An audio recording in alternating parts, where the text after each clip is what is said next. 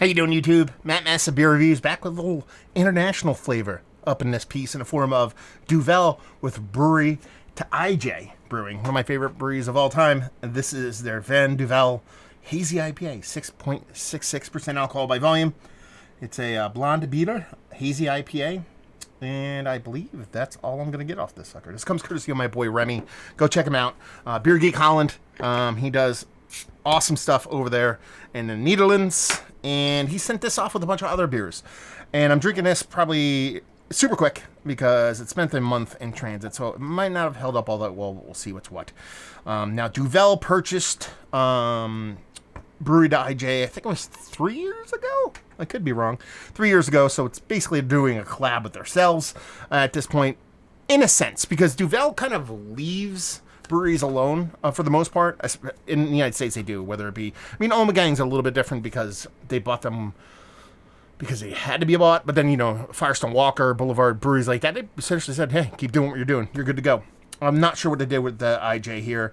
And I've heard, you know, on my unboxing, Thomas Open from Thomas Open Reviews, he's also overseas there in the Netherlands. He says their beers have changed quite a bit since Duvel has taken over. So we'll see what's what. I haven't had one of their beers in over 6-7 years, so we'll see what's what.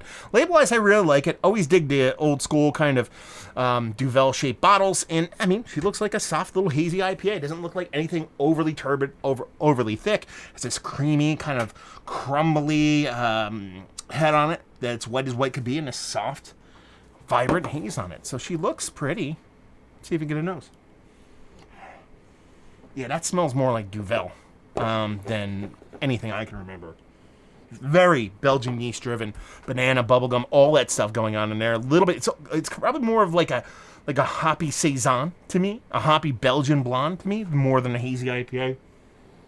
Yeah, peppery, coriander, cardamom, bubblegummy, banana, and I'm not getting a ton of hops, so this is coming off more of Duvel than anything else. Let's dive right in. Cheers. Okay. Yeah, it's just a hopped up version of Duvel. It's essentially what I'm getting here. A little bit more kind of dense, a little bit more unfiltered. It's almost like they did an unfiltered version of Duvel and then added a little bit of hops to it, add a little bit of bittering.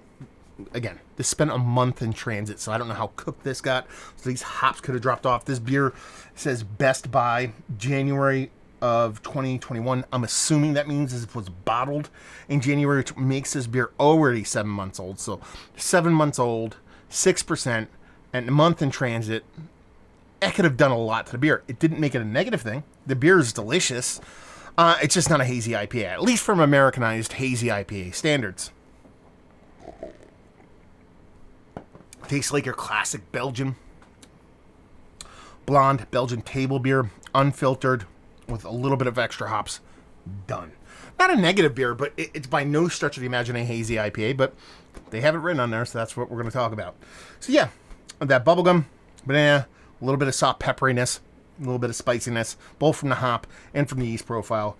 Other than that, pretty crisp, pretty clean, chuggable, done and done. Is it one of the better hazy IPAs I've had as of late? No. It's not even a hazy IPA. If you wrote dry hopped Belgian single or Belgian table beer or Belgian blonde, I would be like, this is a pretty good, you know, it's a pretty good Belgian table beer with a bit of hops in it. You know, it's that kind of thing. This is very much Allagash is what I'm getting here. So it's very yeast driven with a little bit of pop to it. It's, what's the one they do? God. No, it's not table beer.